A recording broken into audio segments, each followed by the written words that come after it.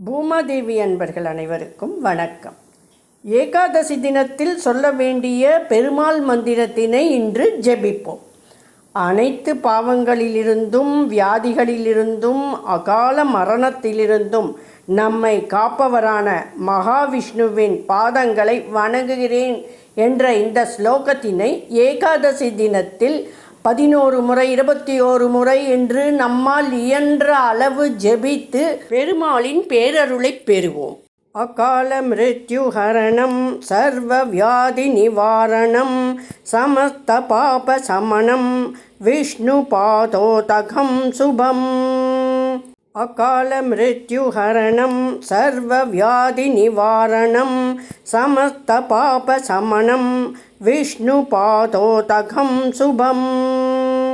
அகால மிருத்யுஹரணம் சர்வ வியாதி நிவாரணம் சமஸ்த பாப சமணம் விஷ்ணு பாதோதகம் சுபம்.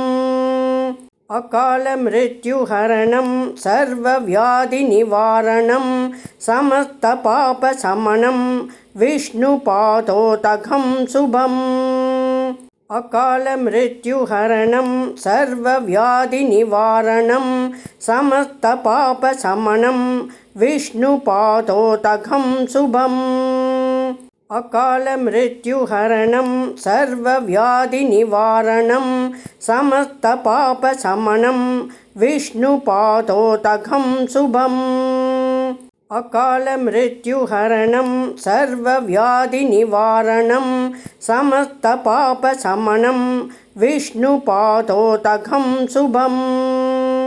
அகால மிருத்யுஹரணம் சர்வ வியாதி நிவாரணம் சமஸ்த பாப சமணம் விஷ்ணு பாதோதகம் சுபம். அகால மிருத்யுஹரணம் சர்வ வியாதி நிவாரணம் சமஸ்த பாப சமணம் விஷ்ணு பாதோதகம் சுபம்.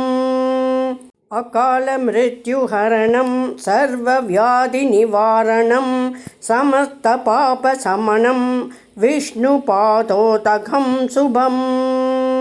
அகால மிருத்யுஹரணம் சர்வ வியாதி நிவாரணம் சமஸ்த பாப சமணம் விஷ்ணு பாதோதகம் சுபம்.